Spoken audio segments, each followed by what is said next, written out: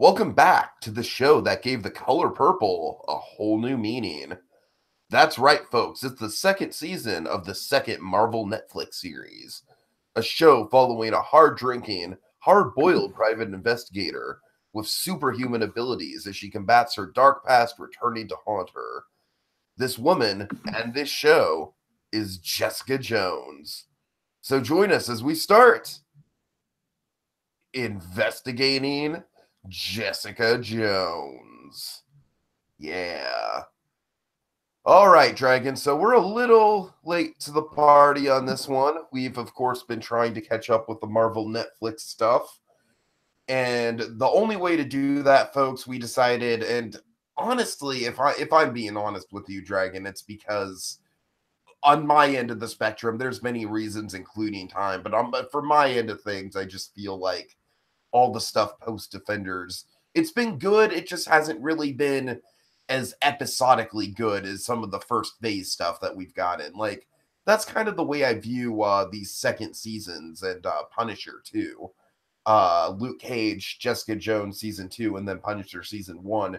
They're good arcs in their own right, but they in a lot of ways they're much more like 13-hour movies than ever before, which makes them kind of difficult to talk about on an episode by episode level and really be engaged in it. And scheduling. So, folks, we really wanted to give Jessica Jones her due because we love Jessica Jones. I think, Dragon, I think for you and me, we both, of course, I think Daredevil's probably the MVP of the lot in terms of just the iconic aspects of Daredevil, and then Luke Cage is very stylish, but Jessica Jones, I feel like, is the MVP in terms of lead characters. And we love Kristen Ritter's performance. And of course, we love David Tennant. Honestly, it would be a lot more compelling if there were more episodes with David Tennant to do a full recap episode by episode on. But here's where we've landed, Dragon. Here's where we've landed. So with that in mind, what's your kind of thesis on season 2? Yeah, so for me, season 2, I feel it's super bold and by the same token divisive. It's not without fault. So basically, in getting ready for this, I rewatched it for the first time again before when we were kind of amping up to tackle it, episode by episode, which things just landed the way because it's kind of a better way to kind of do an overview of the season. This way, just kind of ended up that way. Basically, I think I enjoyed it most on that first watch, kind of that binging first watch, as with many things, kind of the first experience is kind of the most rosy and golden, if you will. And on the rewatch, kind of looking a little bit more analytically, just kind of seeing how things kind of held up on that kind of like episode by episode basis, and kind of seeing, how things kind of held up as a whole. And of course, after having, heard kind of various opinions and kind of things to kind of be on the lookout for in a rewatch. I think on the whole, again, the season's bold. I still feel that way about it. It's not without fault, but I still think there's a lot there's a lot to love about, and I think there's a lot of really good stuff in the show that is kind of overlooked and is kind of like people are kind of, I think they're attaching the negative before they're attaching the positive on this season. I don't really think that's right. I mean, but here's the interesting thing. I guess my last part of the thesis here is that I feel that the things that are divisive about this season, like the things that are really being kind of hated on this season, the things that are really disliked about the season, those people aren't necessarily wrong. But by the same token, like those choices were made, again, knowing that they were going to tick people off, but they were things that you never would have expected in the second season of Jessica Jones. I really respect that. Mm-hmm. So, I mean, that's really where I'm at. I'm still at, even after watching a second time. Like, I was more wowed by it the first time. On the second time, I was like, you know what? I mean, yeah, I see it wasn't, I was assuming like, oh my God, this was great. And I was like, okay, I'm now seeing, the other side of it, but I mean, I still respect the crap out of it. Yeah, for me, the season was always kind of just solidly very good, very well done. Obviously elevated by Kristen Ritter as a lead performer. I think she's, as I said, Dragon, she might be the MVP of all the leads we have on these Marvel Netflix shows in terms of just being able to carry the actual show. I mean, yeah, Tiki, I think you nail it down there where, Daredevil's narratively perfect. Luke Cage is kind of style. has the style, and I think just arc-wise kind of character, and especially in regards to arc. I mean, Jessica Jones, Kirsten Ritter, she kind of has that locked down in the best of ways. I mean, she's got it. Hey guys, what about me? I'm Danny Rand. Have a cookie, Danny. You wait in the corner with the rest of them. Maybe season 2 will be better, Danny. I promise, guys, season 2 is going to be really awesome. You and Frank play in the corner. Oh, Frank, don't beat it. Frank doesn't want to be involved in the party. He just doesn't care. But that's the thing. Like Frank's the kid in the corner. He's all tickled. Like Frank, stop beating up Danny. Dude, God, all right. Frank, don't make me come over there. Don't make me send Wilson Fisk over there. Oh, dear. Okay. Electra, stop waving at Danny. Anyway. So Dragon, I think you hit the bunny right where it counts. I respect this season more than I find it entertaining, and I think that's kind of an interesting distinction to make. I feel like one of the talking points that you and I had with this season before we ever got into a rewatch or anything is the odd quality to it where it basically fixes virtually every flaw of season 1. But in doing so, it also kind of takes away some of the stuff we loved about season 1 and kind of almost kind of reinvents the show in some ways. And so for that reason, it's just it's very different, and I kind of rank it right in the middle. Like I think I think it's definitely not on par with Daredevil season 1 and 2, with Jessica Jones season 1, Luke Cage season 1. I do think it's solidly better than Defenders, solidly better than Punisher, obviously solidly better than Iron Fist. So it's right in the middle there. It's a decent like mid-range season that has a lot of compelling, really bold stuff going on. And I gotta say, like, again, the Punisher for me is kind of the weird outlier in all of this, Dragon. It wasn't that I disliked the Punisher, it's just that I was very indifferent about it. So at least with this, it's like the stuff that works really works, and the stuff that doesn't work, well, at least we're going to have some strong opinions about it. So without further ado, you want to jump into it? Yeah. All right, let's get into the plot. What do you got, Dragon? All right, folks, here's the plot in a nutshell. And of course, I'm kind of going a little bigger than I usually do on plot here, so bear with me. I'm kind of going through the plot of an entire season of Jessica Jones here, so bear with me and buckle in. Okay, so post-killing the Purple Man and Defenders, post-Defenders, post-the Purple Man, post, season 1 and season 1 of Defenders, respectively. Jessica Jones, she's back in the PI saddle with Malcolm. Jessica investigates IGH, which of course leads to trouble as IGH associate. As various IGH associates and whistleblowers keep ending up dead. Of course, leads Jessica to join Trish, who, of course, is kind of spearheading the whole, like, let's find IGH investigation. She joins Trish in her pursuit to fill her surrogate sister's 20-day gap in, to find out what happened those 20 days after Jessica Jones developed her superpowers and got into the car accident that killed her family. She was in a coma for 20 days, and that's kind of what's motivating the big IGH investigation. Meanwhile, Jerry Hogarth is diagnosed with ALS and is very off her game and dealing with that this season. Jessica Jones, she basically leads an investigation into her past, which leads to a very startling discovery that the IGH killer, the one that's killing off all the IGH associates, is none other than her mother, Alyssa Jones, trying to protect her beloved Dr. Carl Mollis, who she has fallen in love with over the 17 years since the accident. Of course, caused her powers and killed her family and separated her from Jessica. Jessica deals with having her volatile and very dangerous, again, basically Jessica Jones' powers twofold, if you will. Her volatile and dangerous mother is back, but she has to deal with her and kind of keep her under lock and key and under control and calm and tempered and such.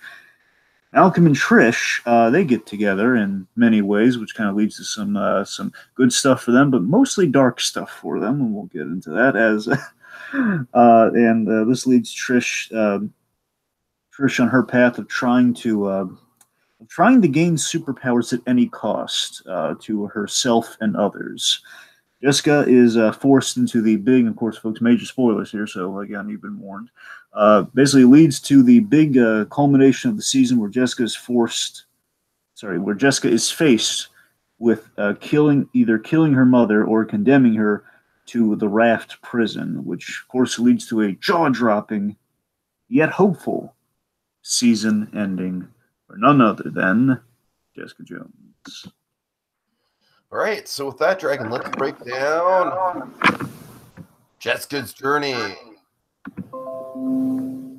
Jessica! Well, that didn't go quite as well as we hoped, but whatever. All right.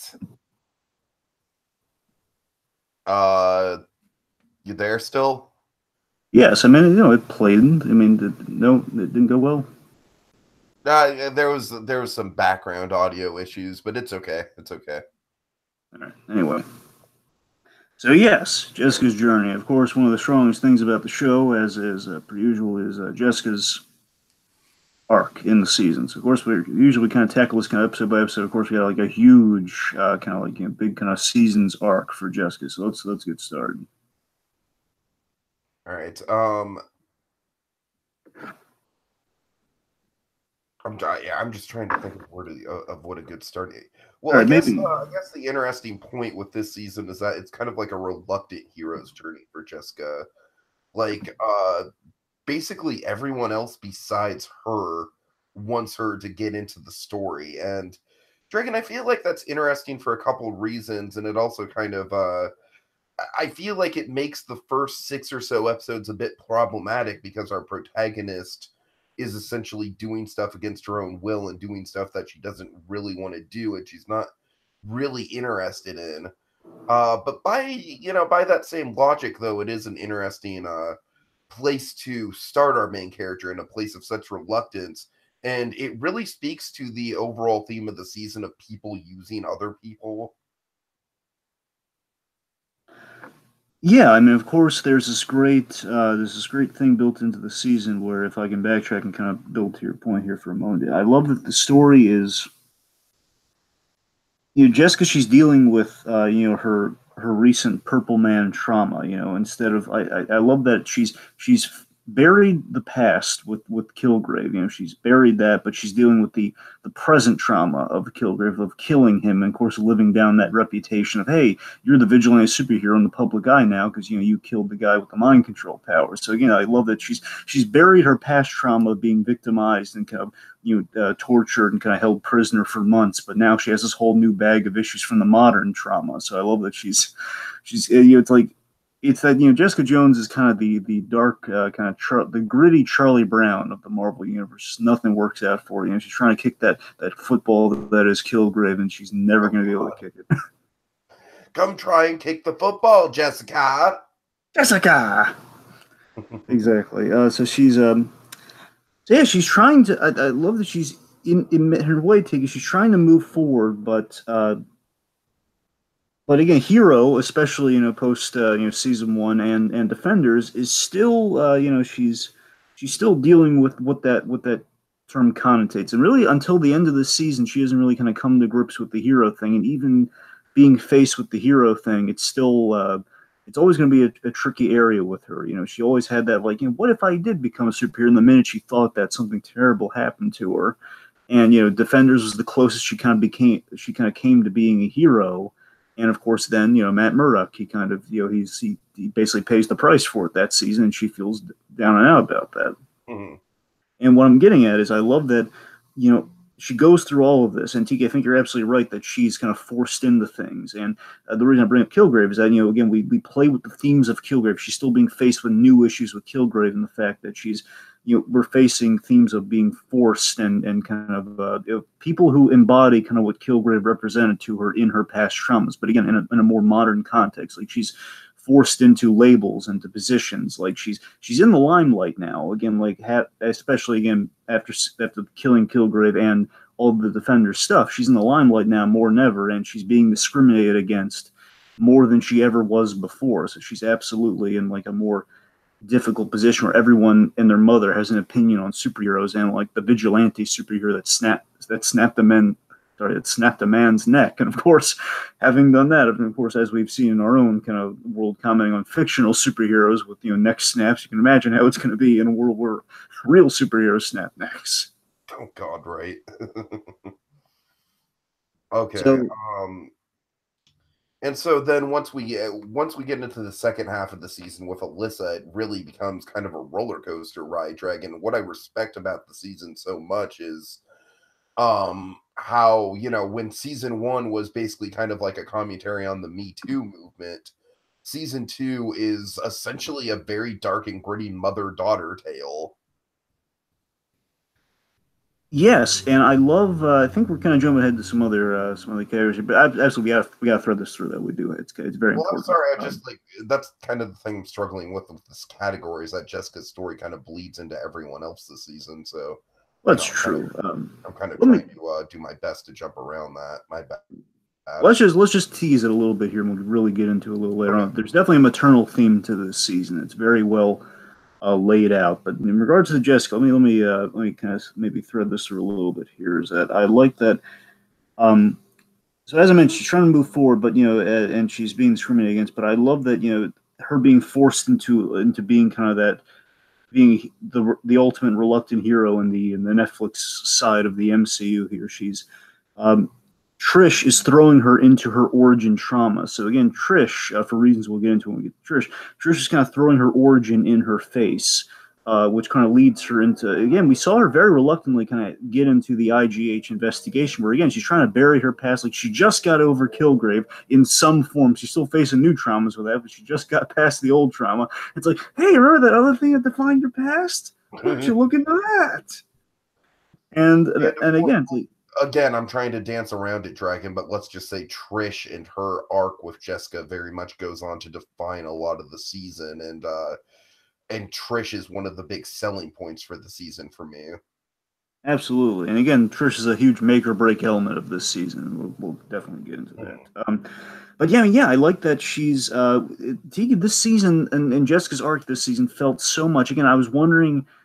It's not that I didn't have any faith in this season at all. I'm just saying that I was hoping they were going to continue what they were doing in the first season. They kind of did it, and kind of did it even more so, where we maintain the core concept of the Jessica Jones character. Period. Where Jessica Jones is, again, as I mentioned with the Charlie Brown comparison, she's the raw end of superheroes in the Marvel universe. That's her shtick. Like, if Peter Parker has Parker luck, she has worse than Parker luck. Seriously, she gets blamed, she gets discrimination, she gets forced into these, again, as we said with Trish, and of course ultimately with her mother, she gets forced into these big heroic situations that no person, not even like Steve Rogers, no one should be forced in these positions. This is psychotic.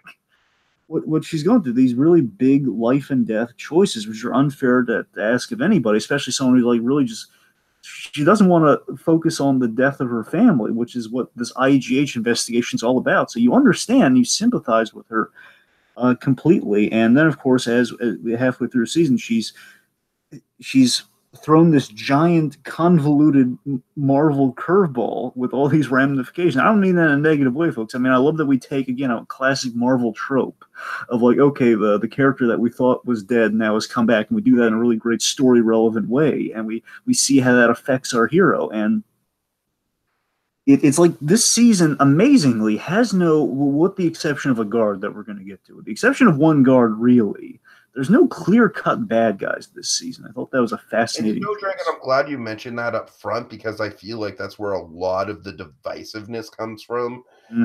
Because as much as you love Kilgrave, Dragon, or as much as you love Wilson Fisk, I should say, I honestly think that Kilgrave is even maybe one step above Wilson Fisk in terms of iconic villains. I say there's an argument to be made for both of them. They're both top tier MCU villains and just Marvel villains. Period. I mean, they're fantastic, and I'll argue Wilson Fisk, definitely more iconic comic book villain if you look at Marvel history. But my God, Kilgrave is like, the performance on Kilgrave is just on fire in season 1. Oh yeah. But So But again, yeah, those are pretty big shoes to that is an fill. interesting kind of conundrum because season 1 is very much defined by the villain, and then season 2 is kind of defined by a lack of a villain, and it's a really bold choice to go in. And what we do so wonderfully is that Jessica, well, through her mother, which again, I'm going to put a little pin in for the most part of this, but let's just say I love that we play with how Jessica sees herself, especially after, again, all the attention. Like, she's someone who wants to stay out of the limelight. All the undue attention, like, hey, you're a killer, you're a killer. And they're saying killer in a positive sense, but to her, it's all the same. Like, killer, I don't want to be a killer. Mm-hmm. And of course, we kind of see this. We see her worst nightmare reflected via her mother. And now, before we really dive into that, let me get more into Jessica's side of things here before we jump in right to the next section. I think it's kind of some where we round out her arc for the season. I love where her arc ends this season. I love like the first season, character wise, Jessica Jones is some of the most compelling, narrative things in regards to a character that we've done in the MCU TV series. I love that, again, putting her in these heroic positions and kind of the trappings of it. Like, she's in the rehabilitation thing where basically we put her via Jessica's mom. We put her in the position that she was with Kilgrave in the best episode of season 1, in episode 8. Where she's like, hey, what if you took this someone who's very toxic to you and you rehabilitate them? What if you teamed up with your bad guy to turn him into a good guy? And that's kind of what she goes through this season. And again, it's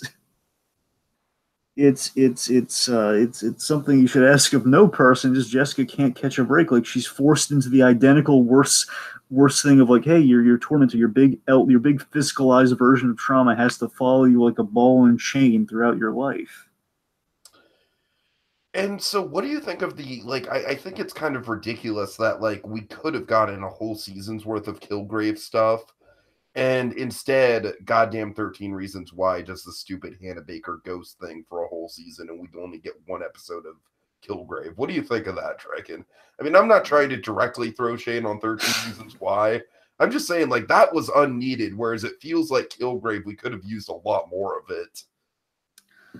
I mean, here's the thing. Kilgrave, I feel, so one of the great ideas of the season is how we utilize Kilgrave. I think Kilgrave came at just the right time. I really do. I think, like, he entered at just the right moment. Don't get me wrong, I was still feeling like, come on, when are we going to get Kilgrave? When are we going to see him?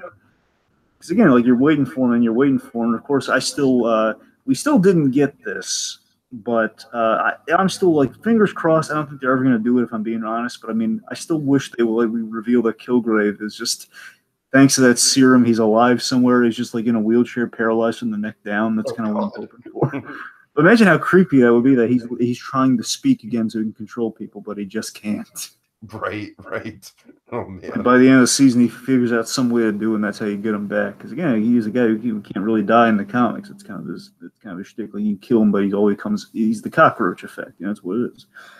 But yeah, I mean, I think they brought him back at just the right moment. They did kind of some very interesting things, and how we basically used him as kind of a side. Again, Kilgrave kind of got what he wanted from episode 8 in that first season, that he's kind of with her forever, and he's sort of that sidekick that she never wanted. Right. Which is fascinating. So by the end of the season, let's get back on Jessica here. To round things out here, is that Jessica, by the end of the season, she's put in these impossible positions, and she lives with kind of this. Again, amazingly, we parallel the themes of the first season here, where she lives with this dark, heroic victory, where Jessica did the thing that everybody expected of her, but she didn't necessarily do it. But she has to live with being blamed for it in a positive way of, like, hey, you took out the quote unquote bad guy of the season, hooray! It's kind of like like we were trained to, like, okay, you take out that bad guy, that's what you do, right? And of course, when that bad guy is your mother, and you have to be in the position of killing her, and of course there are even more tangled webs when we get to what happened there. It's like Jessica again. We put her in the worst possible situation yet again. But I love taking one of the best things about this season with her arc, to me, is that I love that we end. She at the end of the season, she's not punishing herself at the end. She's learned to evolve after everything she's went through. Her mother kind of gave her a great lesson in Luke, don't punish yourself for this. Don't beat yourself up over these things that you can't control. Don't do that. And she learned that lesson. She evolved, and she seemingly is on a path to happiness at the end of this season with kind of the new love life. And the thing that really struck me on a rewatch, Tiki, and the last thing we'll move on to IGH here, is that I love that the fascinating thing is that she cut all of the ties. Like, by the end of the season, all of the ties that we were so familiar with from the first season, she's cut all of her season one ties at the end of the season. And now she has kind of this new family, this new surrogate family, this new surrogate kind of happier life that she never had before. She's like not drinking to erase away the parents to distract herself. She's drinking with family and kind of her pseudo family and friends here. Mm. I thought it was a beautiful ending for her. I think that's a nice place to kind of. It's like it's the closest thing to her kicking the football, if you will, by the end of the season. The closest thing, she. To the point where it's like, honestly, I feel like the momentum on the Marvel Netflix stuff outside of Daredevil is kind of winding down. And so if we never got a season 3 of Jessica Jones and that was the ending, and we never got a Defender season 2, and that's the last time we see Jessica, I think that's a good place to end her off. I got to be honest. I agree with you full-heartedly on that. It's a really nice, uplifting. Again, that's what I was getting on the plot summary. Disappointed in a lack of Jessica Jones season 3 is we never got a proper Hellcat, but we'll get into all that later. And to be fair, again, if Netflix could ever, again, they could always bring other characters in other shows. By that logic, you could still get her. Even we know we're getting a Jessica Jones season. That's been confirmed. Oh, has it? Yeah. We know that for a fact. I agree with your point that if we never did, this would be a great ending. But we know it has been greenlit and everything. So that's good to know. Because the showrunner is after season 3, the showrunner is going to leave the show. It's a question if they're going to go on past 3. But the point is, yes, regardless. So that's where we end Jessica's arc in kind of a hopeful place. Yet again, we double down the darkness. Yet we end on a hopeful note, which is an inspired choice. All right, so let's get into Unraveling IGH. Oh boy. So let's talk about IGH as a concept and kind of like the big bait and switch of kind of like the big evil corporation. Let's break down our characters here, if you don't mind. Okay, I mean, if I'm being honest with you, like as a concept, I don't really dig it. All right, why is it? Just because it's kind of like a standard, like I don't know, like Weapon X style. As I said, I like the reversal that we get on it. I like the twist we get on it by the end. And I'm absolutely with you. That's exactly what I was thinking. It's like it's a Weapon X, like Department K, like things that give us Wolverine and Deadpool. Like, okay, this is something that we've seen in like every superhero thing, and it's very cliche. It's like, oh, it's like the dark evil corporation that gave Jessica her powers. And at first I'm thinking, like, are we really going to spend a whole season on this? Like, oh my God, Dragon, I remember the first time I watched the season, I was kind of pounding my head into the floor, especially because Jessica herself didn't want to go on this journey, But, the reversal of IGH is definitely an interesting twist. It's not like the most mind-blowing, captivating TV ever by any means, but... No, I just think it helps out the idea of, again, that subversion with that thing as a whole just kind of shows you that it's not, again, like there are no direct villains this season. I'm just saying IGH is kind of the umbrella for all of that. I thought that was kind of clever. Yeah. And I kind of called something. I called that, it connected with Kozlov and Nuke and everything. And Nuke and Jessica had the correlation with kind of the combat enhancer and everything. So I kind of called something from the first season. All right, so I guess without further ado, let's get into like the big MVP of season 2, which is Alyssa. Yes. I gotta be honest with you, Dragon. I'm a little bit touch and go when it comes to Alyssa. I think she does more for the plot, and the performance is really good.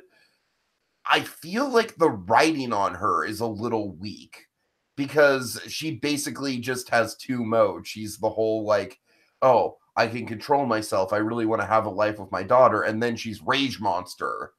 And I don't know, Dragon. She's the closest thing we have to a big bad, because of course she's like built up to be a big bad before we get the reveal for the first 6 episodes. So I don't know. Like, I just feel like there could have been a little bit more there, but I do like I said, I feel like the implications for Jessica and what she does to the plot is very, very good.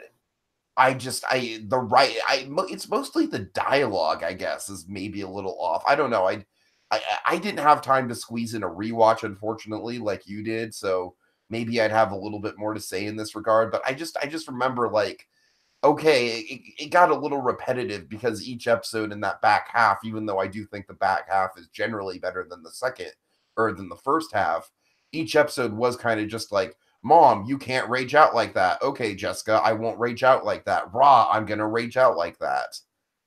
You know what All right. I mean? So, And I know that very much simplifies it, but I did notice a bit of a formula. all right. So, I don't disagree with what you said. I really don't, because I think you're kind of on to something here. I think you're right in that she's a plot element. I think it's a good plot element. You're right. We do kind of lack a little bit of like, she's not really. She does kind of boil down to that formula. What I do really like about her, though, and here's where they kind of sell me on Alyssa. This is where I'm really sold on Alyssa. Is that I like that she's kind of she's somewhat, and again, I emphasize somewhat, a sympathetic killer. And that basically, let me rephrase, a sympathetic killer that lacks control. And what we do to get her to that place is we do two things. One, we see what she's lost. She's lost essentially her life. Her husband and her son have died, and of course she was severed from her daughter, and of course then she kind of botched that in a huge way, which we're going to get to in another segment, which I can't wait to. Uh, with that, I'm sorry, it's that flashback. Oh boy, we'll get there. But I mean, yes, the idea is she lost life while remaining alive. So it's like she's kind of like a ghost. That, like she's living on borrowed time in every sense of the word. Like, hey, you're alive. Again, it's kind of the this isn't directly what they're going for. It's kind of recurring to me in the moment here. So forgive me. Is that she's it's kind of like, hey, if Jessica Jones kind of came back and like, hey, you're a superhero, live up to that. And in her mother's case, like, hey, you're the super villain, live up to that. Again, not clear cut super villain, but kind of in that position of you're bigger than, badder than the hero. And of course, she's making these villainous calls. But the way we kind of get her to that place, and what I'm building to here is, we do two things. One, we give her something that, like, the only human connection she has is the doctor, is Dr. Mollis here, Dr. Carl Mollis. And the flip side of that is, she, by the same token, she has this thing where she just cannot control her rage because, again, we saw that she has like a lot of deep psychological issues, and again, like she did basically. I'm trying to phrase, see how I can phrase this best. I guess the best way to describe it is like the RoboCop effect, where in RoboCop there's this thing, and many people watch the movie RoboCop and they see, why does Alex Murphy have that flesh on his face? Like, why did they take Alex Murphy's face and put it on the robot if he's a robot skull underneath that, which he is? And the answer is because if you see if you basically see that robotic skull and yet you have the human brain underneath that, you are going to freak out. And essentially, we kind of see that psychological break in Alyssa when she wakes up as kind of the hamburger monster, or the hamburger-faced monster. That, again, the minute I saw, yeah.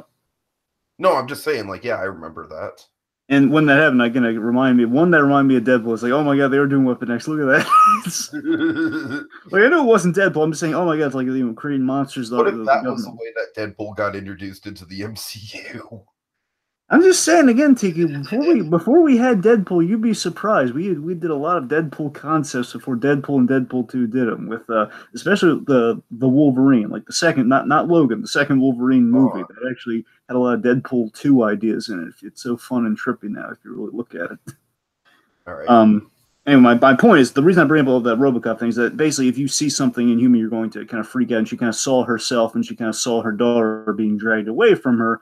And again, with that enhanced strength, everything's kind of freaking out in the moment. That really did a number on her. And then, of course, like, she comes to with a different face, and she learns, okay, your husband and son are dead. And again, the day keeps getting worse for it. And basically, we do all of Jessica Jones's issues, but we magnify it by 10. And like the fact of, like, hey, everything is not terrible, yet you cannot be a part of your daughter's life because you are now a monster, and we made you in that to save you. Again, living on borrowed time. So I think she has these great complex issues that kind of drive her to make her choices. But again, her choices from that point forward are all very plot driven. Now, again, the relationship between her and Mollis is what's selling me on that character. And that's really the most kind of human depth that we get from her. And of course, the interactions he has with Jessica when they're bonding. Mhm. But again, you're right, Tiki. It is kind of rinse and repeat in terms of what they're doing is they're plotting it to get to the big meat and potatoes of it all at the end, which is a really great meat and potatoes of it all. It's the big do you kill your mother if it comes down to it? Where again, she's a monster, and you have to, but she's a monster. It's like a Frankenstein thing. It's not her fault though. We drove her to it. And with Alyssa, we flirt with a lot of things we had with Kilgrave, which makes the mother daughter dynamic even more fascinating. Because, of course, mothers and daughters very much have kind of a power dynamic. There's like a power and control element of it. And, of course, And of course, we mirror that with Patsy. we've been building it up since that point. So, again, I feel Alyssa was one of the biggest gambles of the season. I felt Alyssa and Trish are the biggest gambles of the season, hands down, easily. They're the hugest gambles that are you're either gonna like it or you're not, folks. Like I imagine this Alyssa thing pops up, you're either gonna be like, okay, two soap opera for me. I'm done. I'm out. I kind of feel both ways about it in some respects, honestly. I like that they sold you. Well, I'm sorry, we kind of jumping here. I think they worked the best way they could, though. I think they made it into like they acknowledged it when they should have. If they didn't acknowledge, if they played it straight, if they didn't do kind of if they didn't acknowledge, like, okay, this is getting a little complicated, then it would have been completely out there. Like Jessica's that grounding element that sells a lot of these story points, Tegan. I think that's important. So I'm getting with the control angles again. Very much like we see Jessica's issues with control of any kind. Basically, she's faced with that situation of, oh my god, I have to be in my mother's life. I have to control her now. Now that her grounding element in Dr. Carl Mollis is gone, she's got nothing to control her. I've doomed her to an existence here, and I can't risk her killing people. I can't risk her being she's the worst nightmare version of Jessica Jones, and I wonder in part, given how we start this season, I wonder in part if Jessica seeing, Jessica worrying that she's going to be a killer, and by the end, again, her basically in trying to save her mother and trying to rehabilitate and stop and kind of pacify her mother, she can kind of pacify her own demons. She can save herself by saving her mother. Essentially, is what I'm getting at. Sure. And in the end of it, thing with the list, the last thing the list I really have here, then we'll just kind of get to the other bits about GH here.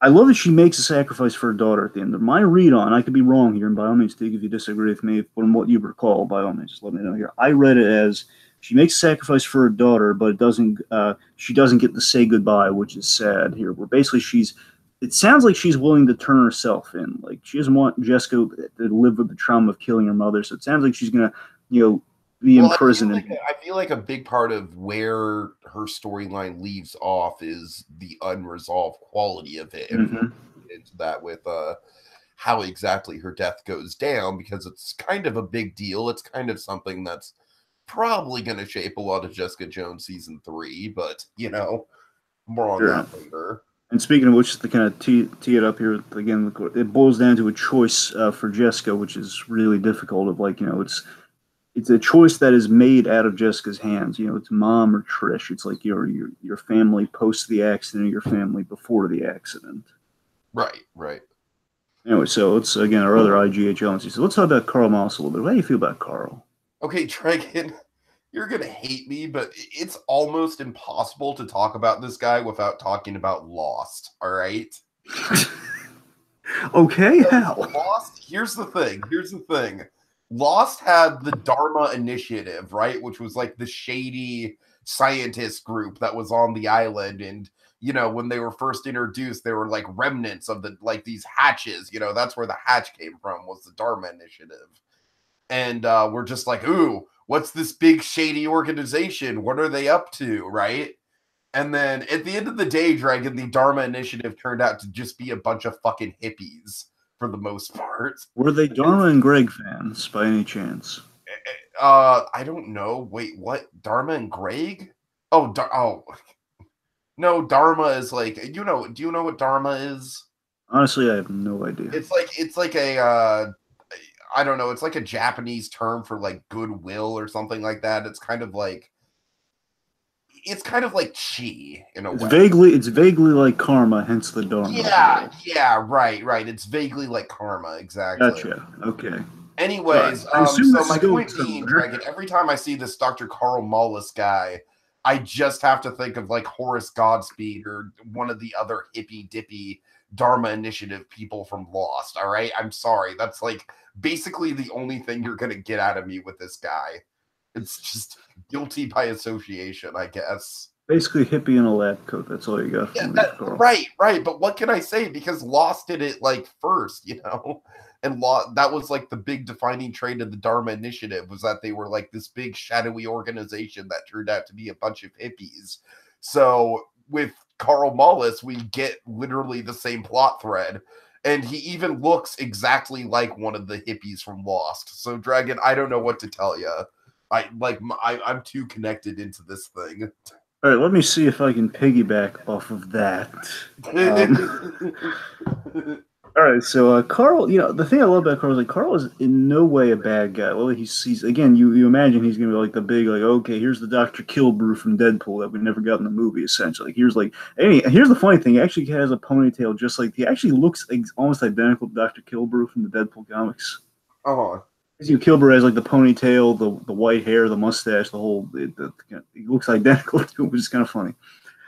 So he kind of breeds that image, and then we see that Carl again was the humanity, was the grounding element. He was Alyssa's kind of a romantic version of Trish, if not. I guess the proper comparison would be maybe Sterling for what we're gonna experience later with Jessica. I guess that's the proper comparison.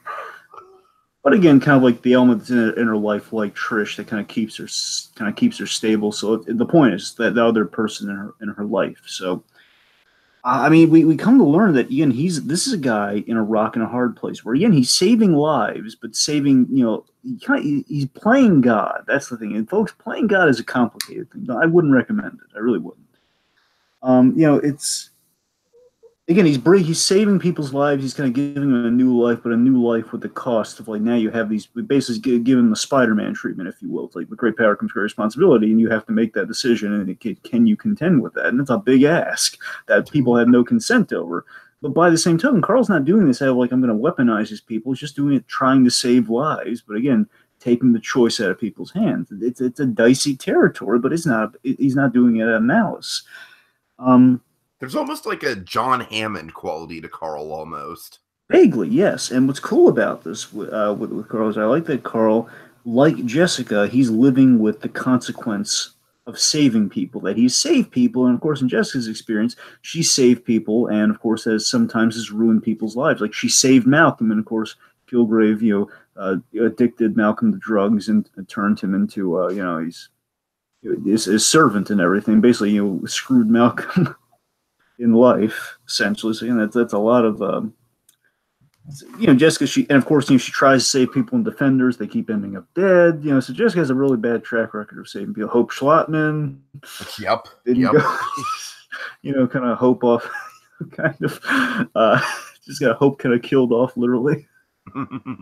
All hope dies here, abandon ye. Anyway, my point is, so I like that again. Like there is a kind of a vague connection thematically between Carl and Jessica, and he's kind of justified the means that deep down, deep down, he's like this even-tempered mad scientist. Now, it's like a mad scientist that he's not angry or like mad at the world. Like I'm gonna create stuff. He's like, okay, I can help people. I can do it in cool scientific ways. Yeah, justifies the means. He's a mad right? scientist in the same way that Stark and Banner are mad scientists. Sure. He's not Stark or Banner, but it's kind of the idea.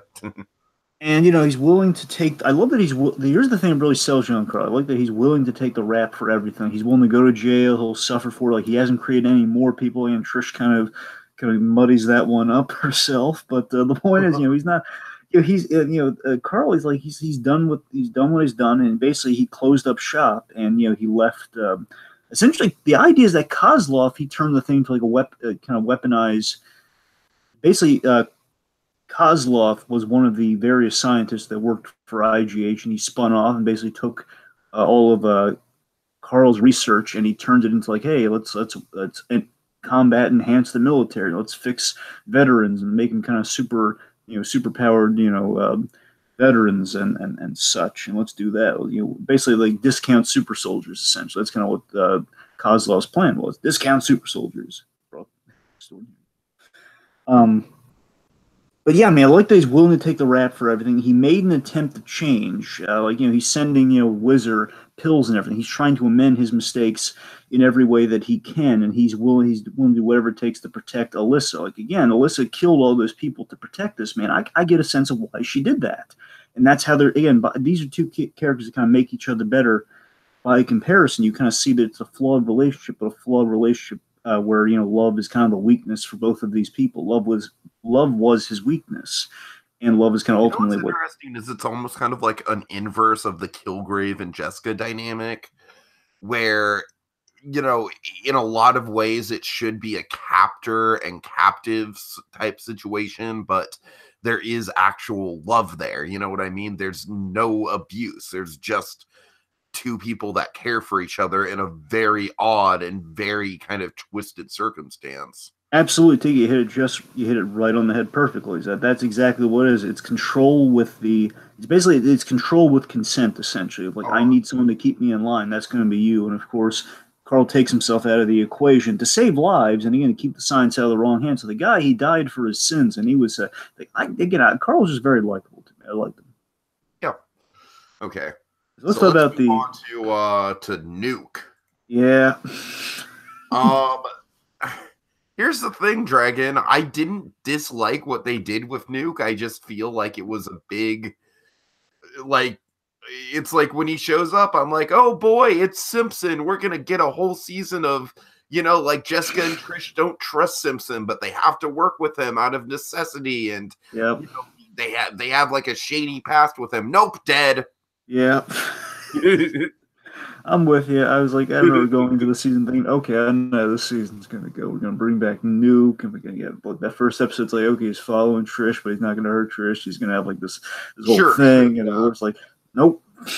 Here's the okay. So let me inform you a little bit about Nuke here, T. So Nuke is a character who is destined to die. That's a shtick. But I was hoping he was going to make it into a few other MCU series, at the very least in the story in which he died, which is Daredevil Born Again, which, as we know, is Daredevil Season 3, so I was hoping he was going to make it. At least, see, I had my fingers crossed for Punisher, but at the very least, at the very least, like, die in the story that he dies in the comics.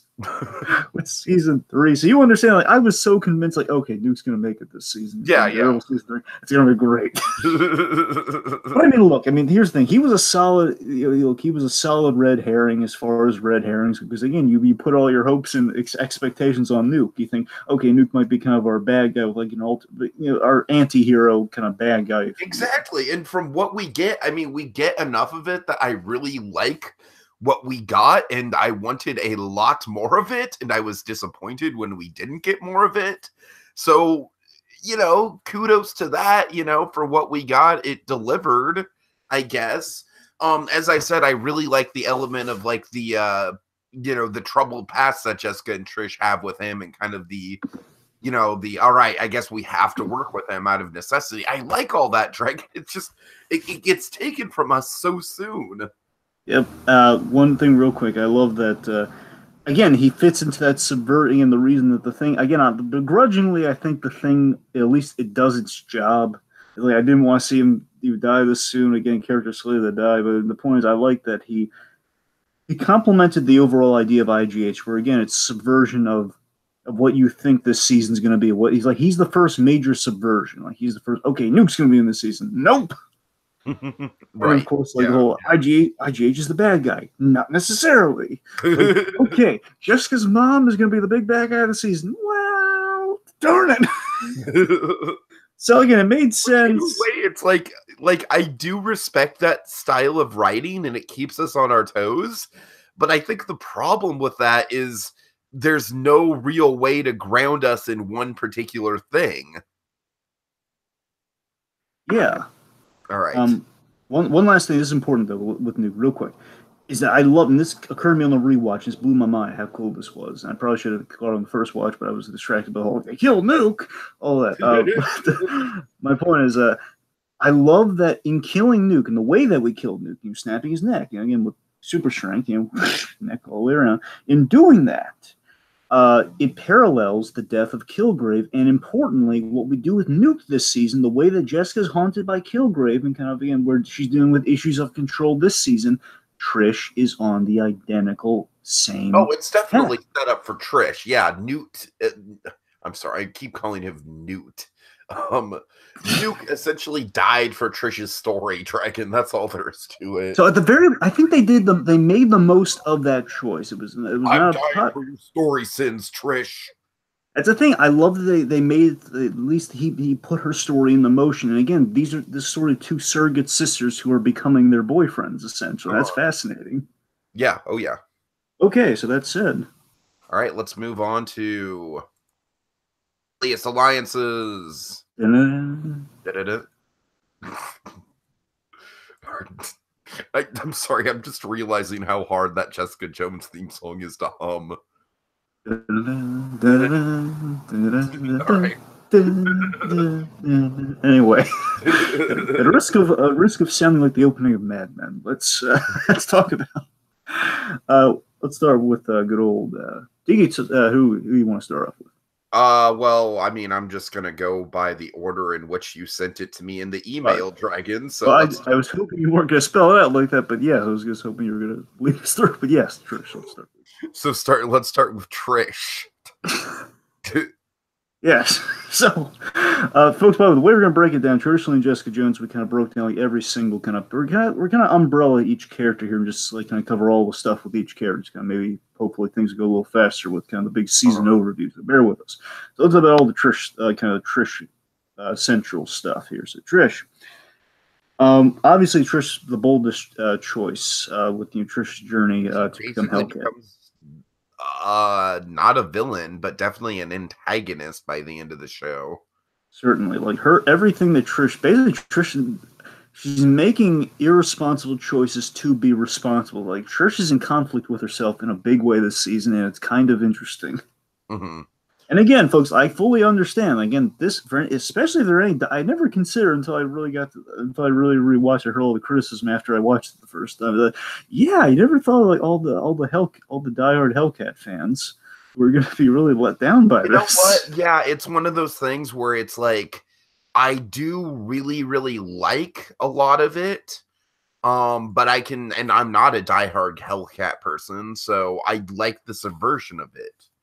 Because I assumed that by season 2, it'd be like she'd be out there like kicking ass with Jessica, but instead, we couldn't get further from season 3.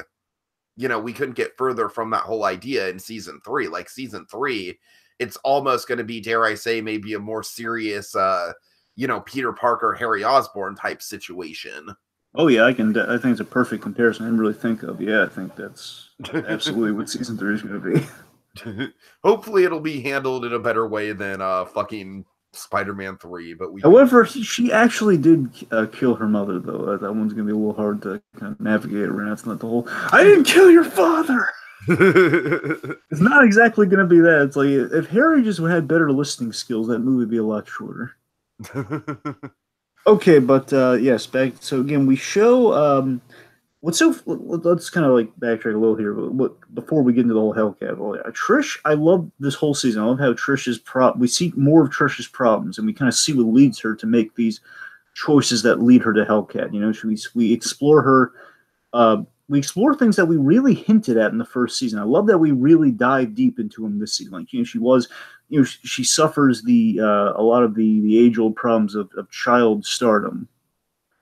She's been violated. She's embarrassing herself in public these days. The means to an end, but by the same token, she's embarrassing herself all the same. It's like, look at me, I'm the important celebrity.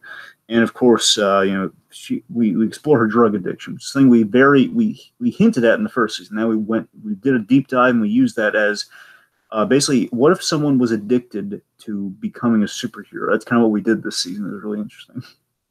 Yeah. Like I said, I definitely think they go a lot of interesting routes with Trish that aren't particularly flattering for her. And that's kind of, it's problematic for a character who ultimately does become a big hero in her own right, but it's still really interesting.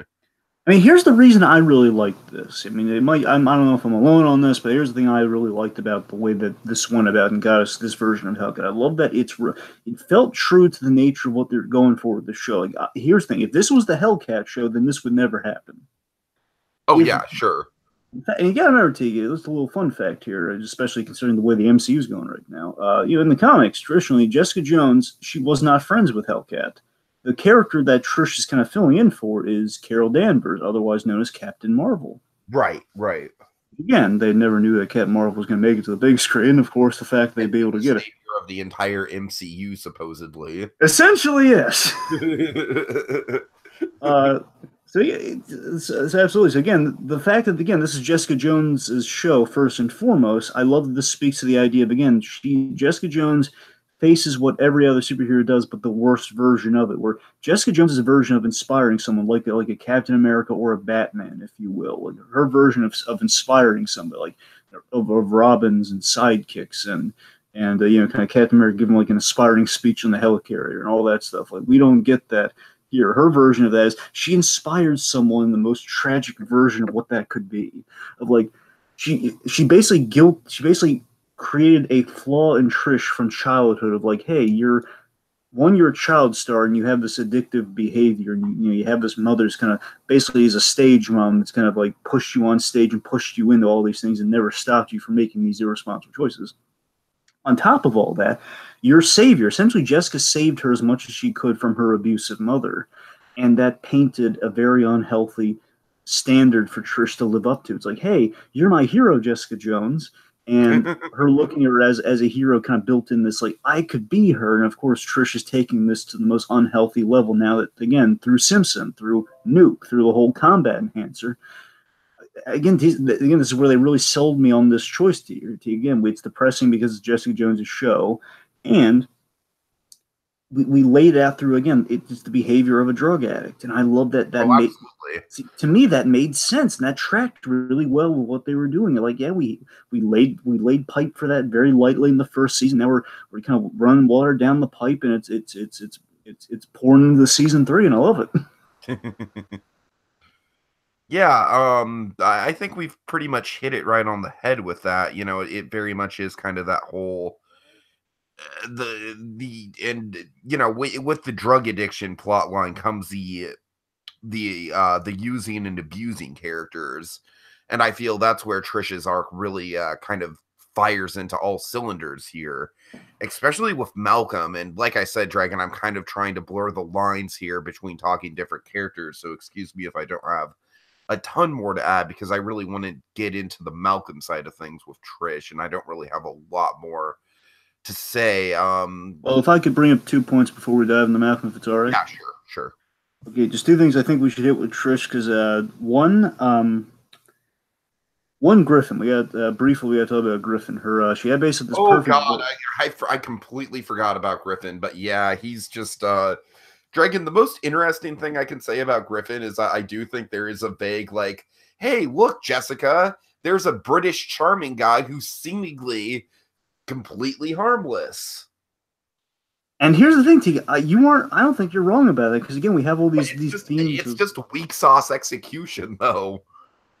I mean, here's the thing. It's not supposed. Again, I'm just saying we have a bunch of elements, like some of our guard later on. Of course, the themes of control and power and such. Again, that's all emanate of Kilgrave. Yeah, there's I think an element of my read on it. Just throwing it out here. So I think my read on it is that Griffin being kind of this British charmer guy. This guy, it's like Jessica doesn't like something about this guy, but he's a fine guy. He's an okay guy. That's the thing. It's just something about it, but you won't admit that's the accent. That's purely the reason. That's my own little headcanon on it, but it's just... Right. But no, seriously, with Griffin, though, Griffin is, again, it's kind of that thing I really like in storytelling. I'm not saying that I really love the Griffin side of this season. Don't get me wrong. I'm saying I like in storytelling where he had the thing. I think Trish's arc basically picked up into high gear once he departed, I think. It did, and I think you're right about it. My point is that Griffin is sort of like we gave the character all the answers to their problems. Like, okay, Trish, she has this perfect guy in her life who's very accepting of her, cares about her, so everything she should be off to the races. Like, here we've solved all our problems. Again, then of course the character makes a choice that defines the interest of that character, which of course she doesn't do that, and she realizes, no, I want to be that guy. I don't want to be with that guy. That's a problem. Which again is a smart adult choice, I gotta say. And of course, then we bridge into Trish just making these increasingly bad decisions. Again, like she's trying to. We kind of bridge this sort of like it's like with the pursuit of powers arc with Trish in her journey to gain superpowers. It's kind of like the Captain America question of like, what if someone was not meant for the super soldier serum that chased it? That's kind of what we do with Trish this season, where she's or Cap had the right stuff. It's like Dr. Ernstein picked him because you don't need a bully. And Trish again is someone who's desperate for powers because of the home that she grew up in. She was tired of feeling helpless, of feeling powerless. And of course, now she has the means of feeling powerful. She's seeking out a fight, which is never the way you want to go about being a superhero. You never seek out a fight. Mm-hmm. And of course, this leads her to make. And the last thing here we got to hit before we get to the Malcolm of it all, and we'll address all the Trish and Malcolm stuff when we get to Malcolm. The thing is that we build to the final thing with Alyssa is that she's seeking out trouble obsessively, and it gets her into basically she's amping herself up to making these third act superhero movie choices of like life and death stakes. Jessica, it's me or your mother. It's right. Basically, I think Trish thinks she's in Batman v Superman. I think that's kind of where Trish is at in a lot of this. It's like I have to. Where again she goes to kill Alyssa again, and here's where I say Batman v Superman, but I want to show the nice quality of this though, is that she's trying in her own. It's kind of the low point of an addict in a way. Where okay, now she has superpowers. She's nearly killed herself to get these powers, but the point is she's done this out of a desire of helping, and it's more sad than it is infuriating to me. It's like, oh my god, look where she's gone. She's killed Jessica's mother to save her from having to kill her mother, but the fact of the matter is you killed her mother. And she's not realizing that. And I think by the end of this season, Jessica and Trish's relationship is damaged beyond repair. Next season, things are going to be really tough, if not completely disconnected between the two of them. Yeah, and I definitely think you hit the nail on it, that she's kind of writing her own superhero narrative without realizing the fallout of it. Exactly. All right. So let's talk about the Malcolm of it all here. Yes, you start us off. He's the most tragic character in the whole season by far, I think. And Dragon, what I really respect about it is that it does do a very realistic job of depicting drug addiction. Mm-hmm. Drug addiction is not something you just get over. Drug addiction is something that's going to follow you for the rest of your life. So the whole Malcolm trying to occupy his time, like 1000% completely realistic there, Dragon. Generally speaking, I just think that, I'm glad that Malcolm finally gets a one-up on all these fucking jerks throughout the season by the end, but man, he goes through a rough ride. Malcolm keeps maybe not as rough as Nacho in Better Call Saul season 4, but yeah, I mean, Nacho. Don't think about it. Malcolm is kind of like a puppy that keeps getting kicked this season, essentially. Where Malcolm, he's the loyal sidekick. I love that he's running alias investigations. I love that.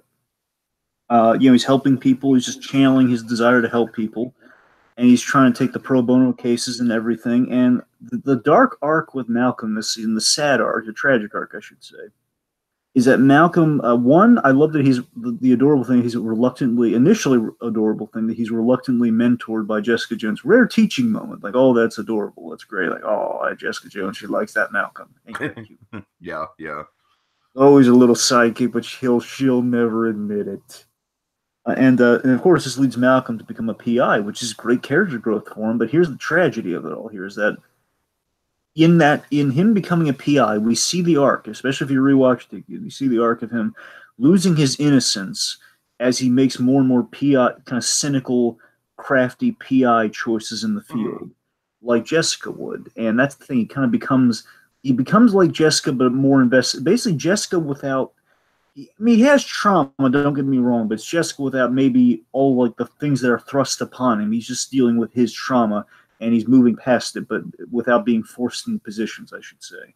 Sure. And his relationship. How did you feel about the relationship with Trish? I thought it made sense because one, they're in Jessica's. It definitely makes sense. It's just kind of like the tipping point where Trish becomes an unlikable person, but I don't say that in a bad way. Folks, we're not exaggerating when we say Trish knocked him out and put him in a trunk. We're not exaggerating with that. I mean, that actually it does happen. And then she pointed a gun at him and threatened to shoot him. So I think Malcolm's the most egregious thing by far is just getting him hooked back into the drugs potentially. Oh yeah, that was she basically gave him Malcolm got into a fight and she gave him a hit of the combat enhancer, which and Tiki, you're absolutely right. I'm so glad you pointed that because on the rewatch I completely forgot about that moment. I was like, oh my god, like no, Malcolm, don't, because I knew it was gonna happen once the smoke started. Like, no, don't do it, Malcolm. And then he did. It's like, oh man, that poor soul.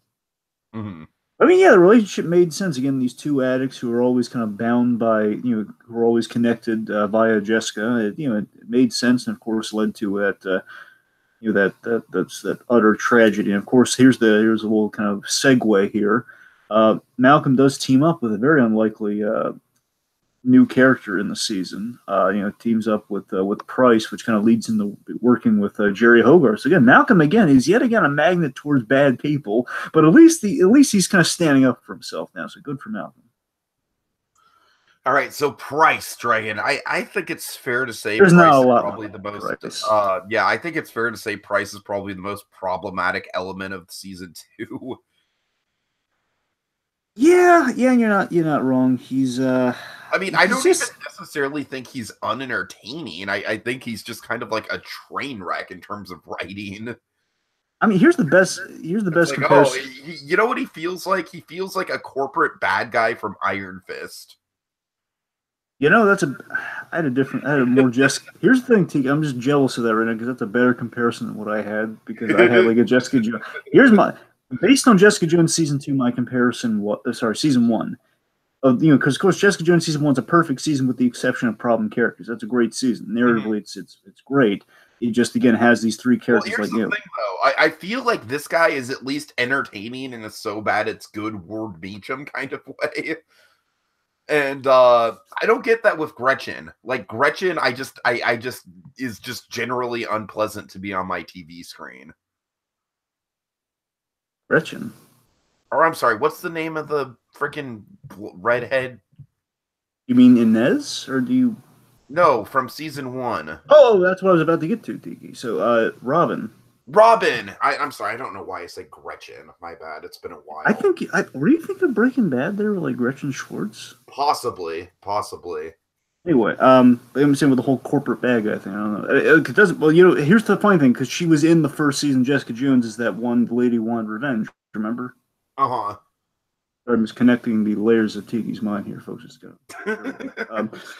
Anyway, getting back on point here. What was I getting at? Oh yeah, so my point, the connection, the comparison I had from the problem characters of season, from the characters of season 1, where she's kind of a cross between Price Chang is kind of a cross between the laughable elements of Nuke, the whole my boys, right.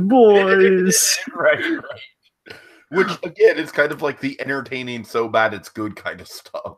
I know, and you're right. And then we have kind of the unpleasant elements like Robin of like, okay, seriously, we're not learning here. Like, yeah, I totally agree. And like I said, I don't think any of it is as unpleasant as Robin because Robin was just insufferable the whole time. Exactly. And the Nuke thing is kind of what saves it, and that's what I'm saying. So he's not necessarily a problem character, but he walks a line of a problem character. Where he's not. He's a problem character.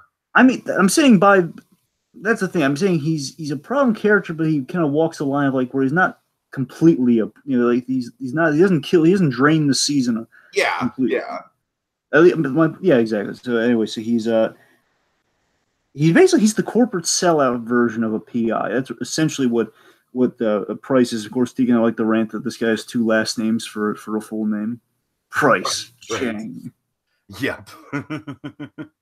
Chang. Price, like, is the last name, or the 2 guys in the room? What's going on here?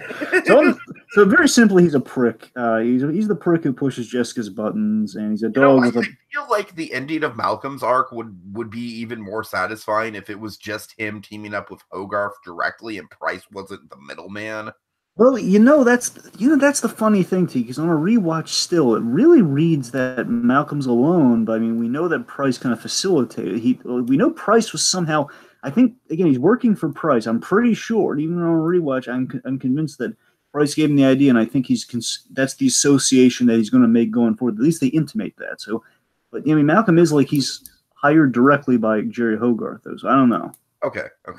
Anyway, but yeah, that's Price saying basically his boy got killed, and he's like, Jessica Jones beat me up, and her mother killed my boy. My boys. Oh yeah, we're never gonna stop laughing about that. Poor Simpson, he's dead, and we're still mocking his boys. Oh, God. All right, so let's move on to the greener pasture. Yes. These two were probably the most predictable cookie cutter thing in the season, but I don't say that in a bad way. They're just like they're like comfort food. You know what I mean? You're gonna laugh at me for this, but especially on a rewatch, I felt this during the first watch, but on the rewatch, especially, I just had this. Oscar and Vito, especially Oscar, I just had this great. I feel they're great new characters, and again, they really complement Jessica's arc, and I like the arc of like him coming around. Like they're not mind blowing by any means. It's like they're like Oscar is just kind of like the love interest, and Vito is like the adorable kid that attaches himself to the hero. But yeah.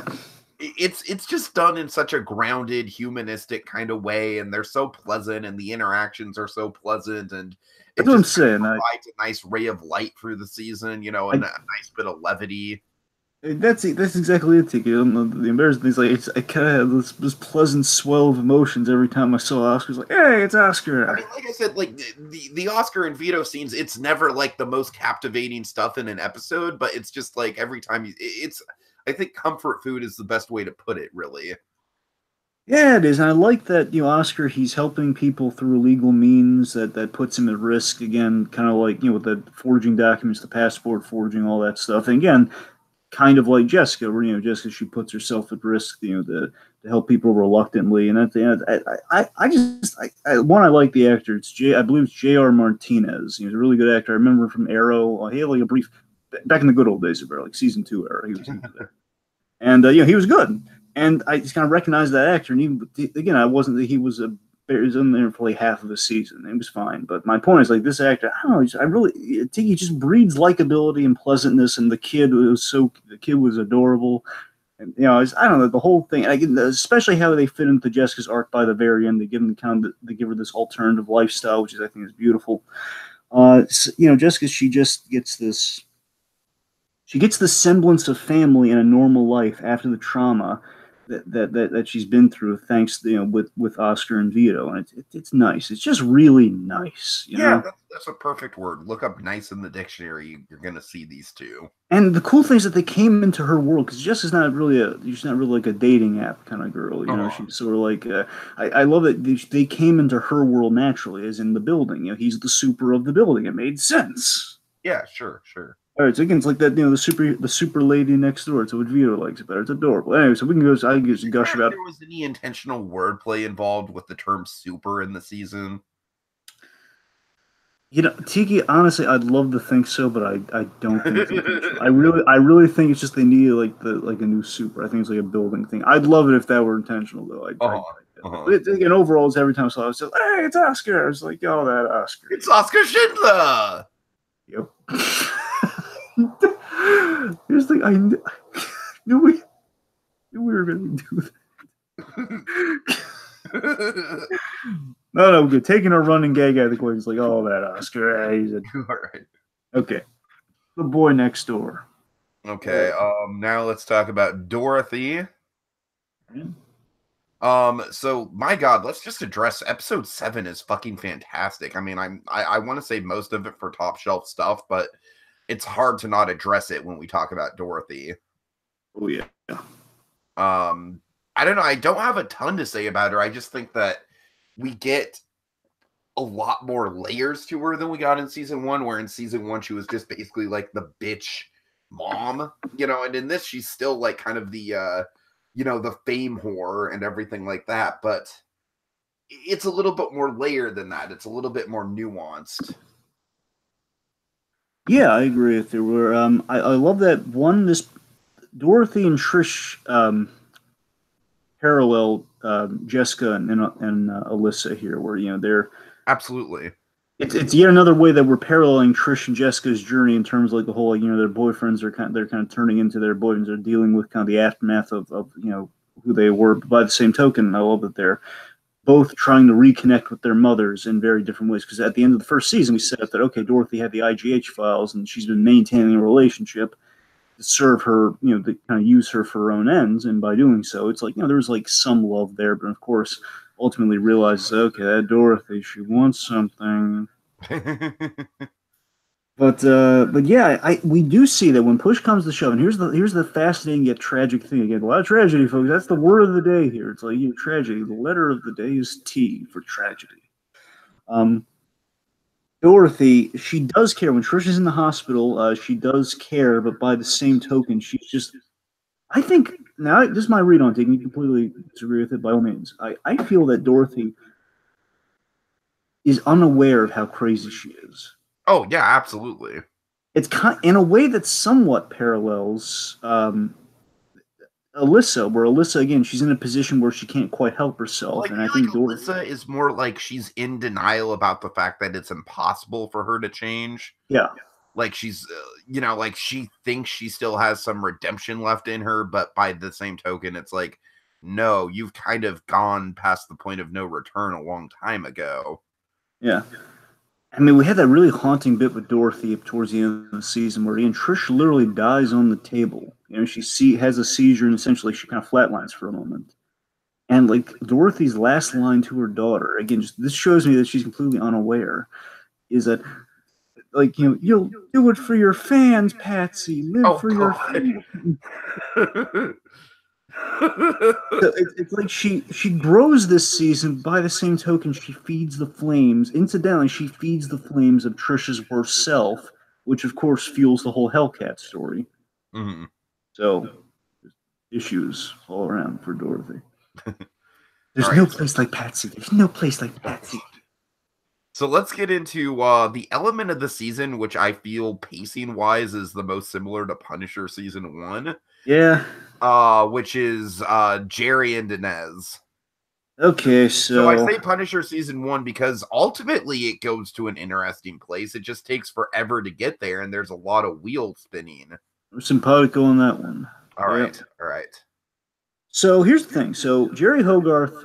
And I also kind of feel like a big thing about this plot line that really rubbed me the wrong way is that, I kind of want to wash the taste of Defenders out of my mouth a little bit. And the plot line literally feels like a less interesting version of Alexandra. I didn't think of it that way. Now I see that's a good pull. It's like, and being an uninteresting version of Alexandra is kind of hard to do, frankly. No disrespect to Sigourney Weaver. Okay, let me let's start. So just Jerry Hogarth. You think Hogarth?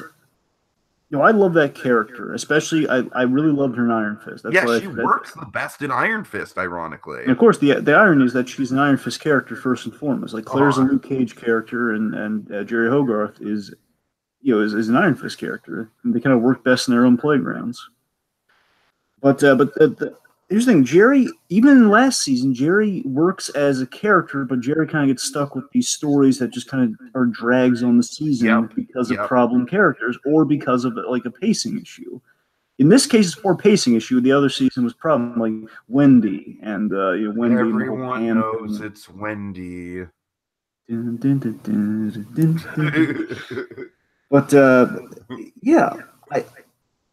But I'm still, again, I'm not 100% on her like I was in Iron Fist. I love the ALS idea. I feel the bread is. I think it would be a lot more interesting and a lot more powerful if we literally didn't get the exact same, like, oh no, I find out I'm dying at the start of the season, and the powerful businesswoman has to pull strings to not die. Yep, and of course we had a plot line in the first season where Jerry Hogarth is doing stuff behind the scenes with whatever powered element Jessica's going up against this season, and we kind of repeated that this season. That was really, I won't say lazy, but it felt like a rehash. Right. You know, where I think Jerry Hogarth is like like a sandwich with the most delicious bread you've ever tasted this season. But the meat is like it's leftover, you know. It's like not in a good way. It's like leftover meat where it's like again, like I love the beginning and the end of her story. The ALS idea I thought was great. To me, my problem I didn't have a problem with the whole because it didn't occur to me. I got to be frank, it didn't occur to me the whole Alexander thing. I just like the idea of okay, Jerry Hogarth, this character's done some. Basically, the sin is caught up with Jerry Hogarth after all this time. We've gotten to know the sin in the first season and all that stuff. Like okay, this character we kind of had a little bit more to go on than we did with Alexandra. It's like, okay, we know this character at least. We know why this is kind of laughing at her on this. And it adds a layer to all of Jerry's choices this season. But unfortunately, then we do this thing where we set up this homeless woman who's a MacGuffin, Inez. Yep. Oh, God. And initially, Inez is okay. Inez, I think, is maybe the closest thing we get to a true problem character this season, Dragon. Yeah, I did not like her at all. I gotta be honest, yeah, Inez is she's very Wendy-like. Again, we have man. I mean, I just to me it was very obvious from the start what was going on, and I just again with the pacing, it just felt like we were really spinning our wheels towards an inevitable conclusion. Like Inez had a great introduction where she's the homeless lady who was like kind of the build up to Alyssa. That was great. And okay, and then basically we trailed off. Yeah. But the ending to me saves it a little bit. I love the ending. The ending of Jerry's story is great. I mean, the ending is almost like Breaking Bad-esque in a way. I know, and that's what I really liked about it. I was like, what we do is Jerry develops a relationship with Inez, and then basically sees Inez as a way of solving her ALS problem. And that thing's all bunk, and she gets scammed and taken for everything she's worth. And it just feels like okay, like we're just drawing this out. But again, the revenge plot of it all is fantastic, where she basically using her lawyer, like seen it all lawyer history of like, okay, if I plant the seeds here, if I plant the paranoia that someone's going to turn on her, like her little boyfriend on the side's going to turn on her, I can get my revenge. Mm-hmm. And she does. And in the end, she also secures her firm from her partners. Like that, I was more interested in that story, like how she was going to deal with this whole, like her lawyers kicking her out of her firm. And then what? I totally agree. It's almost like the Better Call Saul stuff. It's like, no, give me more legal drama. And here's the thing that disappoints me, Tiki. And don't get me wrong, we're gonna. Well, I won't spoil that. But let me just say this: I love that. I wish Foggy Nelson was in this season more. Yeah. I do think there was potential for a lot more crossover than we got. Because I mean, he had that cameo, and it's like again, Tiki. If this season were focused on the whole, I gotta accept Foggy Nelson's help, and we're going to work together and get my firm back. Like, that's a story I wanted to see, don't I? All right, so the point is, on the rewatch, this one hurts most. On the first watch, I was more forgiving towards this, but rewatch, it was like all... Basically, this is the moments I was fast-forwarding. Yeah, Dragon, I totally agree. It's, like, by far the most slow-paced stuff of the season. Yep. Okay, so lastly, right? Do we have anyone else after this? Or Dr. Costa? Yeah, the detective. Costa, yeah. Dragon, you're gonna have to fucking jog my memory on this guy or gal. Well, he's the guy, and he's like the only detective in the season. So he's the balding detective that helps Jessica Jones out. He's John Ventimiglia. No, not related to that one, Tiki. John Ventimiglia.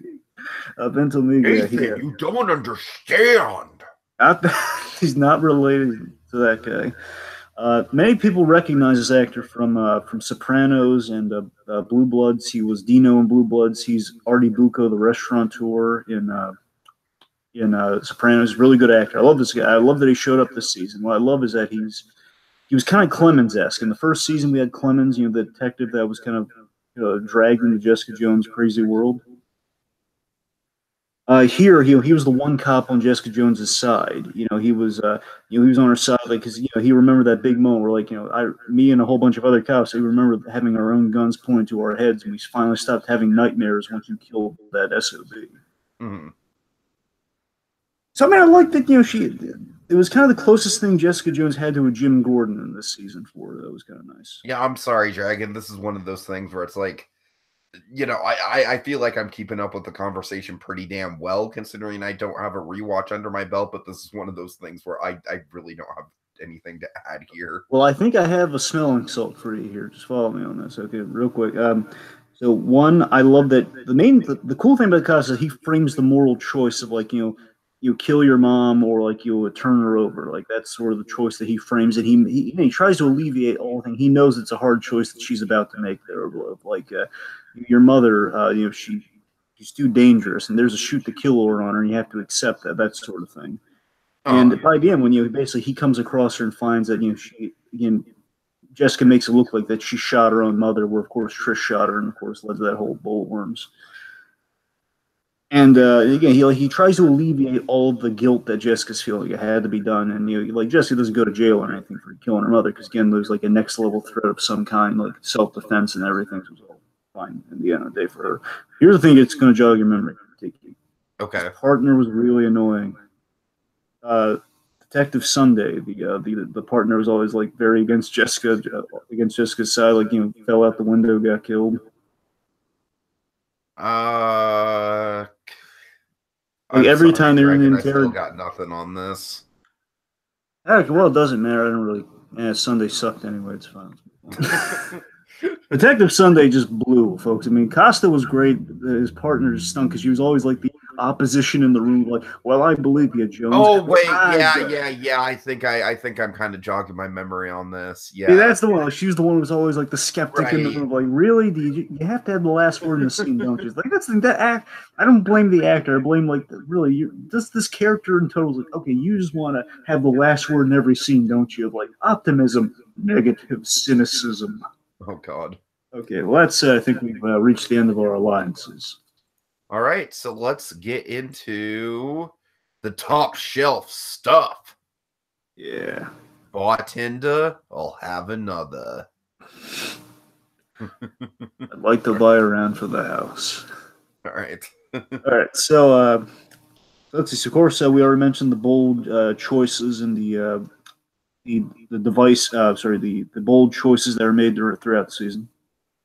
Yeah, I feel like this is a season of kind of subverted expectations in a lot of ways, and it's very much for better or for worse. And they did take risks that not everyone is going to get on board for, but I gotta say, creatively speaking, I respect it a hell of a lot. I really do. As I said, Dragon, I respect this season more than I outwardly enjoy watching it. I'd agree. A lot of people have been touting up from the beginning. I think a little preemptively they were touting up the whole, like, we have all female directors this season. But I'm going to highlight, instead of that, is the fact that we had really good people working on the season. We had diverse directing styles, which I really appreciate. Especially episode 1 had some of the greatest shots, I think, in the season. Well, let's talk about that, because I feel like out of all the and keep in mind, I'm about midway through Luke Cage right now, but with Luke Cage, the episodes are kind of blending together a little bit. Yeah. Punisher, the episodes are blending together. I feel like this one, it doesn't blend. It like, not every episode is a standalone in the same way something like Daredevil season 1 is, but it is very much like we do get these big highlights of episodes. Specifically 7, 11, and Dragon. I'm even going to add in AKA Pork Chop into it. That was a good one. I forget exactly what number that one is, but that was 10. That was episode 10. Okay, so 7, 10, and 11, Dragon. I feel like those are the ones that, not to say the rest of them are bad by any stretch, certainly not. The finale is very good. But 7, 10, and 11 are the ones that really kick into high gear. Of course, 7 and 11 specifically are, the big flashback episode and then the big Kilgrave episode, which, let's be honest here, are probably the two major highlights of the season. I would even recommend people, like, if you don't have time to watch 13 episodes of this show, at least watch 7 and 11 because I feel like they stand alone and they give you more of what you're wanting from Jessica Jones season 1. All right.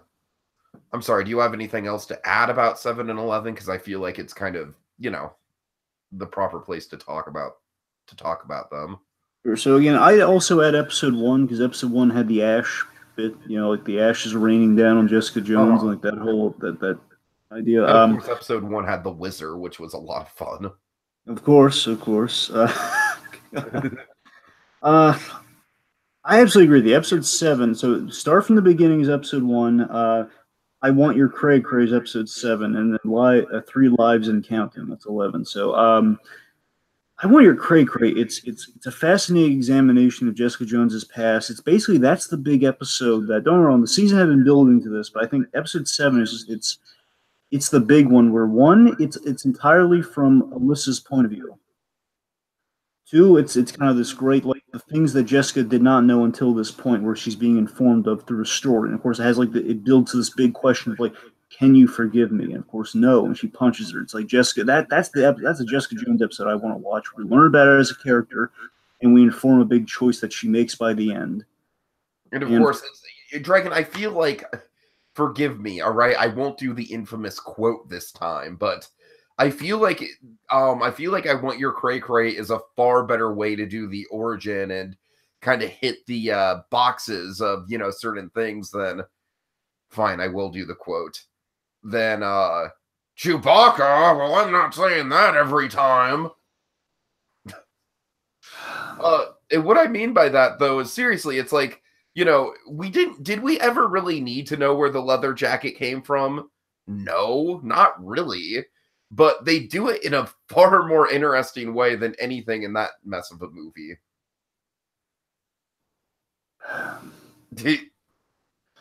Any chance I get. It's just not fair. Anyway. I want you to know that, like, I am, like, kind of in the minority of people who actively hate that movie, all right? Good. All right, I'm in an active minority here. I'm just like, really? Last Jedi is the one that people are going to get on about? And not Chewbacca? Anyways. Anyway, getting back to Jessica Jones. Okay, seriously, I'm sorry. I can't help but take a dig at that shit, but you've got to admit, it is origin stuff done right. As I said, we don't need the leather jacket, but damn it, they do a good reason for giving us the leather jacket. I agree, and of course, highlighting the other great qualities of this flashback. Or, of course, we see... basically, this proves the merit of the season. We can do stories beyond Kilgrave. Like, this is a flashback that takes place before she ever meets Kilgrave. And in showing, we kind of have our cake and eat it too this season, because we have this episode, and of course we have 3 Lives and Counting, which of course is the other big, like the big Kilgrave fan service. Exactly, and I mean, I Want Your Cray Cray. I love the love story in that between her and Sterling, and I love that relationship. I bought into, and they sold me on it in 1 episode. Well, what really gets to me about that is it's like Jessica was kind of like the schoolgirl in love that you would never think her character would be. But this guy was it for her, and taking that away, it really does make sense that, as you said, Dragon, she's not the dating type by any means, and they do a very good reason for that. Exactly. Again, we see why, again, it's kind of like the tragedy that predates Kilgrave, and like while she's cursed with men. She's just her relationships with men are cursed until Oscar comes along. Oscar Schindler. Yeah. Sure. Anyway, but I mean, also we explore other elements too. Like we see the tragedy of like Trisha and Jessica's relationship. We kind of foreshadow where that dynamic's going with her back on her drug addiction, and we see how bad it really was in its heyday with the whole the club scene and everything for it. And we're exploring the character in the universe in the previous status quo that Jessica was working with. And I love seeing all of that. And again, it's and we're seeing it from this outside point of view, which makes sense. And we're seeing kind of like a judgmental mother's point of view on all this, which, of course, leads to one of my favorite moments, which we're going to save for another segment. So I mean, all of that, just that whole episode to me is, and Kirsten Murray's performance too. Kirsten Murray's performance in episode 7 and in 11 are some of the finest things she's ever done in the series. I think it's just performances. Again, seeing her be so hopeful and so different than what she is, and then of course seeing Three Lives and Counting, just to transition that a little bit. Three Lives and Counting, get all of her Kilgrave stuff. Which should I suppose I should go say, for it. Go for it. sounds a little something like this. One second.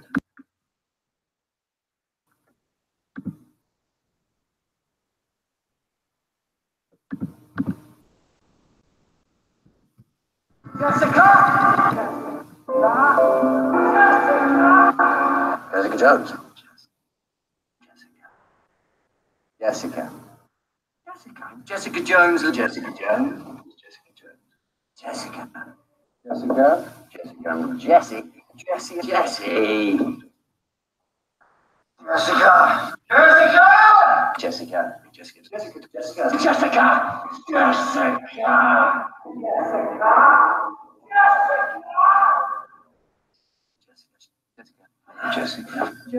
Jessica. Jessica. Jessica. Jessica. Jessica. Jessica. Jessica. Jessica Jones. Jessica. Jessica Jones. Jessica. Goodbye, Jessica.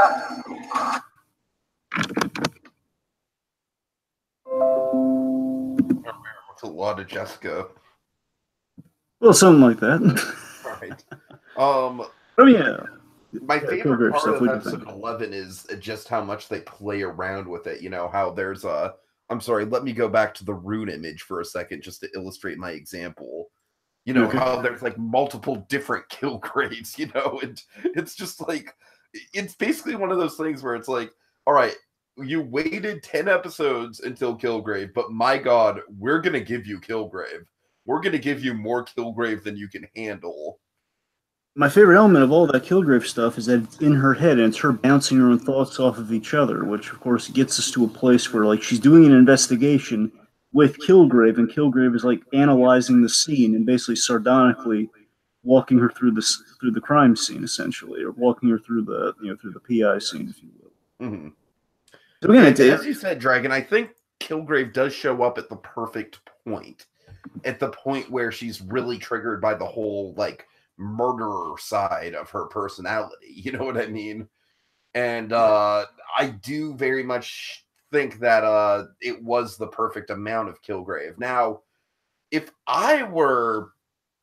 Now, this is, of course, if David Tennant's even willing to come back for season 3, I would treat season 3 almost as if, almost as a better version of 13 Reasons Why season 2, where he's just kind of permanently attached himself to her at this point.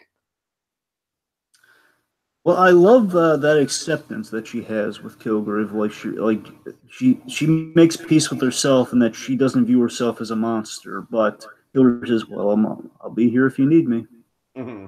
Like he's always going to be with her. And David Tennant gave a fun performance, but also a menacing performance. And we, verging on some other stuff here, I loved how we were topical in the right ways a lot in this season with a lot of things. Where we address, again, as the first season was with all the Kilgrave stuff, we have this great moment where he has this really creepy line where he says, "I'm inside you." Oh God. Basically saying like, I'm always going to be there with you, but of course the other connotations that implies. Mm-hmm. Again, the motifs were also great. The bridge and some other stuff here, because we can go all day about Tennant here. I'm going to give it a phenomenal performance. He was fun. A lot of people compare it to Joker and Arkham Knight, and I think it's a very apt comparison. Basically, bouncing Batman, hallucinating the Joker. I can see that, and I agree with it. It's in a good way. That was really well done there too. And then David Tennant's just consummate performance. But so the motifs were great this season. The maternal theme and kind of the motherly theme of this season was great. Rewatching, you find all these little things like they've been hinting at this ever since. They're like these little clues, Tiki, even in the first episode where they have like these baby carriages that stop the wizard from escaping. Again, baby carriages, mothers with said baby carriages. We have little foreshadows all throughout the thing. We have just all this delightful. Trish the parallel with Trish's mom, Jessica, having this relationship with this kid, with Vito, like all this stuff. We kind of these maternal. Generally speaking, I do think the season as a whole does a fantastic job of tackling some social issues of the time and doing so with a variety of different characters and a variety of different circumstances.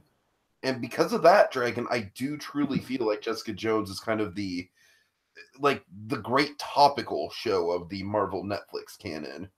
Whereas Luke Cage is kind of like, I've made sort of the comparison where Luke Cage to me, in a world where SJW and social justice warriors is almost kind of like a faux pas at this point. Luke Cage is like what you want the term social justice warrior to represent. You know what I mean? Luke Cage is truly a social justice warrior in the best, most pure sense of the word. But Jessica Jones is all about kind of the topicality. It's all about sort of, that kind of like ripped from the headlines, but in a good way. Like, we're really going to make you think. We're really going to dive into these issues in a serious way, and we're really going to kind of get down into it. Right. Just a bullet point, a few things here. I like how, we don't glaze over the whole hero killing the villain thing. We foreshadowed the stuff with Hellcat, with the whole Patsy's kind of mean from that gag at the beginning where we start the season so light with her in the Patsy wig and everything. It's like, Patsy's kind of mean. Like, oh yeah, she's going to get meaner this season. Right. You know what? You're right. I didn't even think about that. That's a good pull. There's a lot of clever foreshadowing. Like, here's the thing. I love thematically. We had this thing with Doors, Tiki, where Doors were. Jessica was like had this big speech in the first episode about going through doors, and then psychologically the hypnotherapist tells her to open a door, which of course she goes to the IGH room with the door, and Mollis, he wears a shirt with the band The Doors on it. Yep. I think it's kind of a big thing. Of course, we continue the noir magic with kind of the investigations, the PI opening like we did last season. We Not have as the much same noir narration as I would have liked, but that's fine. Again, Malcolm it's really not had as the noir heavy of a season, so again, so it's kind of reflective of that. So you get what you get. So I legitimized the classic comics. Here, one of the biggest things I got to highlight is that I think it legitimized the classic comic soap opera plot, the MCU way of like, okay, we're going to roll with it. This is all ridiculous. We're going to address it. And through Jessica Jones, it's a very straightforward character. She's just going to deal with it. She won't acknowledge like this is the most ridiculous thing I ever heard. She's like, okay, my mom's back. This is traumatizing. I'm going to ignore my feelings on this. I'm just going to deal with it. Right. I like the pseudoscience of gene editing, which of course the whole octopus and the feline, kind of DNA, which kind of gets us like Jessica Jones and her mother's powers, and Trisha's eventual cat-like powers. Mm-hmm. It was surprised we did that, by the way. I was surprised we gave her powers, by the way. Like, they went full-blown. I never thought I thought it was just going to be trained in wearing a cat costume. I never thought they were actually going to do all of that. Let's see. A nice romance, like the romance of like exploring Jessica's past. We play with the themes of Kilgrave controlling people. Jessica's forced into obstacles like Price, and of course Dale Holiday, the guard. The guard is very much like Kilgrave, like forcing people into killing themselves. He's very like that guard is like alone, probably like a 1 episode big bad for the series in a way. Oh yeah. So we already mentioned the whole. There's no clear-cut villain either. Like Trisha's arc is kind of the closest thing. I'd say that kind of files under the whole them taking the creative risks throughout the season. Sure. So I think that about does it for. There's more we can mention. I think that'll about do for top shelf stuff. All right, so let's get to the heroic sandwich moment, and also let me point out, Dragon, that we are kind of technically over my time limit here. So just let's wrap up. You. Well, remember, the next one after this will go a lot faster. So I know. Okay, so very simply, folks, I'll segue into mine because we just talked about the that prison guard. So I really like the whole idea of AKA pork chop in general, because it's just this really compelling, almost like Silence of the Lambs type prison scenario, but reversed. It's like, and so with that, you do get this moral dilemma of Jessica's got to do something. And what I love about this, it's been built up to the whole season, 10 episodes worth of like, am I a killer? What does that mean about me? Like, how can I call myself a hero? And she has to do it again. And she has to kind of like, to me, Dragon, it's less the act of actually killing this guy, and it's more kind of getting to the actual decision to do it, and just how much of a struggle that is for her. And of course, in doing it, we do kind of like, that's the big trigger for Kilgrave coming back into the picture. So I don't know. I just think this is a very pivotal, very important moment in the season that really defines Jessica's character in a lot of ways. It really kind of sums up her struggle and her arc. And yeah, I just and again, I think Pork Chop is kind of like an underrated episode in terms of, you know, everyone talks about 7 and 11, but I think 10 almost has just as much going for it in terms of just being a really compelling standalone, and this is no small part why. Sure. Just to keep it brief, of course, I mentioned like moments like the ashes raining down on Jessica, which of course I love that moment so much. That was a perfect note to hit in the first episode, like visually very striking. The whole like her brother's ashes raining down her head, and basically like visualizing her trauma this season is perfect. I love the ending of the big the 3 lives and counting, where basically it's this real quiet scene with Kilgrave, where the killer says, "I'll be around if you need me." After she kind of comes to the arc of the episode, and the big one I want to highlight, the last one, the big one I want to highlight, aside from the ending, just like the whole we do the noir thing where like we see Jessica Jones is in good shape with the hopeful ending, is Alyssa kills Sterling. That's the big moment there, where she basically Alyssa killed.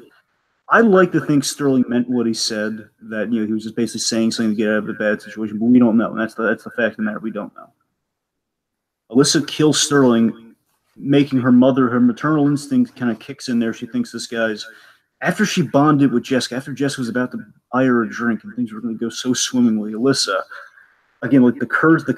That's definitely the Charlie Brown football effect right there. Again, this is the cosmic signature of Jessica Jones in the MCU, of Marvel Comics, period, where the minute something good happens, something doubly worse is around the corner, literally around the corner in this case, where Alyssa, she finds Sterling as she turns a corner and basically beats Sterling's head in like a super strength filled rage, beats his head in. And here's the thing that kills me about it. Here's the thing, like, oh my god, this is such a perfect moment of storytelling. I love it. This is where if I had any doubts about the whole Alyssa being the mother thing, this is where like, okay, I love this. Good, this will work. Where she jumps again higher than Jessica does. She's on the fire escape, and we see Kirsten Ritter, as Jessica Jones. She runs to the body, and we see all of Jessica Jones's hope in the world disappear as her boyfriend has been murdered, and she's panicking. She's in a state of weakness, and Alyssa just sees that she's traumatized her daughter for a second time. Mm-hmm. Oh my god, that's such a great moment of storytelling. Love it. Oh, and Jessica foiling the robbery was also really good with the bottle and everything towards the very end. That was great too. Okay. Just want to go like bingo. Let's get to alleyway evidence. All right, let's see. We got the wizard. Of course, the wizard essentially bitten by a radioactive mongoose, which we actually worked in the mongoose.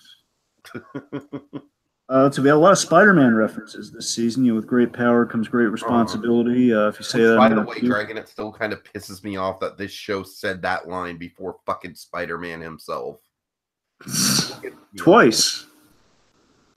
It still gets to me that we haven't directly referenced Uncle Ben as well, but that's a whole different tangent. I digress. Because we have that. We have the whole with great power comes great mental illness, and then we had let's see. There's also like my scroty senses tingling, which is basically the little tingle in the balls gag. Let's see. There was a lizard.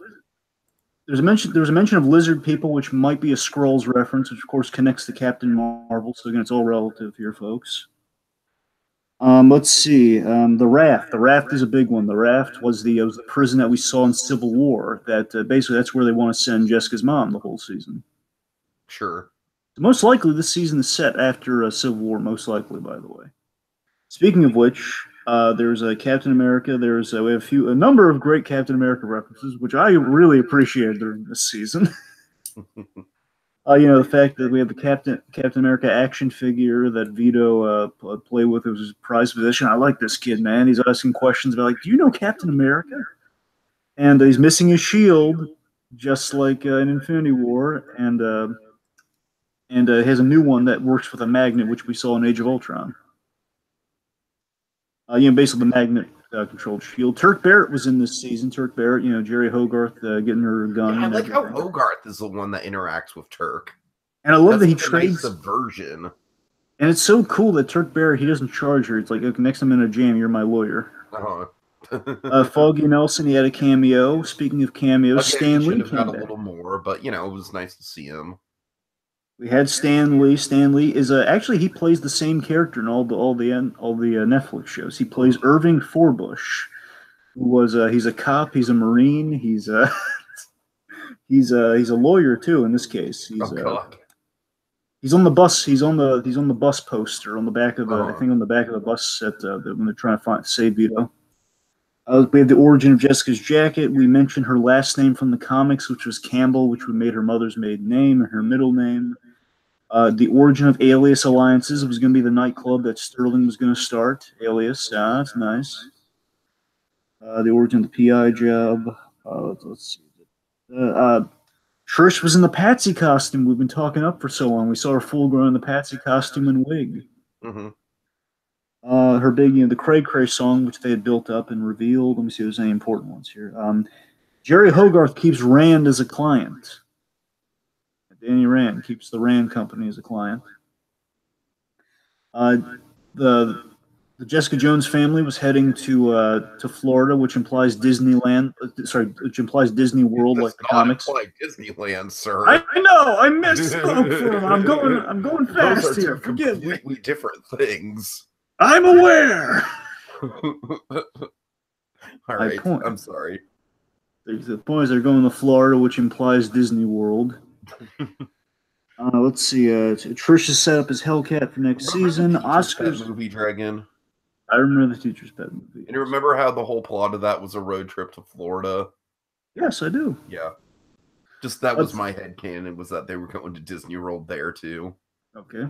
All right. Anyways, I'm saying in the comics it was Disney World. That's a pull from like Tony Stark bought him tickets to Disney World. Oh God. I'm not joking. That was really what it was. So Oscar's paintings, his art style is influenced by the guy who does the cover art for all the Jessica Jones comics, Michael Gaydos, which is really cool. Like that painting of her asleep. That's basically what all the Jessica Jones comics look like. Let's see. I'm trying to see if there's any really important ones. Okay, the 3 kills. Okay, Jessica Jones, like 3 and counting. She's killed Reva, she's killed Kilgrave, and now she's killed Dale Holiday. Mm-hmm. I think that's about all the important ones. Yeah, that's... Oh, Tembi Walls. Tembi Walls from Luke Cage showed up. She was the reporter who basically spilled the beans and like, hey, Trish Walker's here! All right, and Nirvana showed up. Okay, there we go. All right. Okay, now it's time for Last Call with Carson Daly. I'm sorry if we're living in the late 90s, early 2000s. All right. I'm sorry, Dragon. That was awful. Now I'm thinking My Name is Earl. Oh, God. Wait, why are you thinking My Name is Earl in connection to Last Call with Carson Daly? It wasn't Carson Daly. Yeah, I'm pretty sure it was Carson Daly. He was the one that gave him the karma idea. Oh, okay. Gotcha. All right. Anyways, God, I feel so dated now. Okay, so it's time for Last Call. Yes. Oh, fucking Carson Daly. Start us off. You were cool at one point in time. Gotta trail it off here. All right. Okay, so Last Call for me, very simply, this is a flawed season, but it's a very ambitious season, and I respect the heck out of it, Dragon. I really do. I think it's underappreciated. I think it's far better than I know it's unpopular because Punisher himself is a very popular character, but to me, I'd much rather rewatch Jessica Jones season 2 than Punisher season 1. Obviously, it's far better than Iron Fist and Defenders. And I gotta tell you, Dragon, I'm not, I'm about halfway through Luke Cage because we're doing Luke Cage at the end of the week in build up to Iron Fist, and I'm not loving Luke Cage so far. I'm only about halfway through it because I want to kind of come, like have it be as fresh as possible in my head when we review it, but I'm not loving it. I'm really not. So, so this season, it really is just a great kind of amalgamation of risky ideas, bold storytelling, and a fair bit of generally kind of poor stuff too, which makes for an uneven but ultimately very compelling watch. And that's really all I got to say about it. All right. Me, season 2 narratively is, it's not as tight-knit as season 1, obviously. or as season 1 was perfect with problem characters. This season, it took chances that it took some big chances, but again, I think it's true to kind of Jessica Jones's luck to a lot of like bad stuff that she contends with, and comments on the downside of being a hero in the MCU, which again is true to the mission statement of the show. Definitely polarizing, but again, I think at the end of the day, it gets the job done.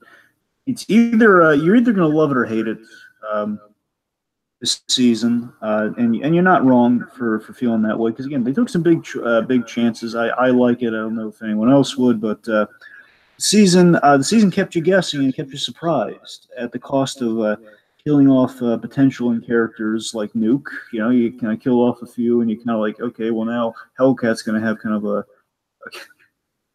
rough crossover these days. But at the end of the day, there's more good than bad with this season. I keep going. I keep flip flopping between this and Punisher. I gotta be frank. I mean, it may be a little. It's either a little below. It's either a little below, but like by a hair, or tied with Punisher. That's where I keep going with it. Every time. Like I rewatch this. I love certain episodes of Jessica Jones, but I love the momentum that we build with the Punisher. So I mean, I don't know. It's like I'm always at odds with that one. But season 2 of Jessica Jones, it's a slow burn with a big twist versus kind of the stalls of the Punisher. That's kind of where that argument kind of balances out there. The Punisher stalls a lot, but this one, it's like it takes a while, but when it gets going, like episode 7, you're there. Oh, yeah. But I'd recommend season 2 of Jessica Jones at least to check out and form your own opinion on. I got a kick out of it, and I definitely rewatch it. I'm in the minority that likes it, but I absolutely see all the issues. But it's bold, to say the least.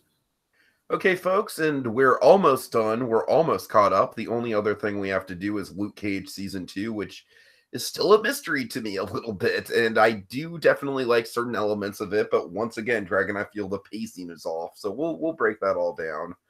And of course, that's building up to Iron Fist season 2. Which, Dragon, I got to admit, if there's one thing that Iron Fist Season 2 has going for it, is it's the first full season, outside of Defenders, which I consider kind of like a mini-series. Mm-hmm. It's the first full season of a Marvel Netflix series to not do that goddamn 13 episodes thing that I think has been the main problem with the Marvel Netflix line from the start. At the very least for the second seasons. Yeah, so... So I am genuinely I'm not pumped for Iron Fist season 2, but I am kind of like, all right, let's see more Ward Meacham. All right. Okay, well, folks, that's last call, which means we've been cut off. But as we finish off our Marvel brand this evening and top off another bottle of Jessica Jones, we take a minute to toast Marvel on another fine Netflix series. I'll drink to that. Jessica!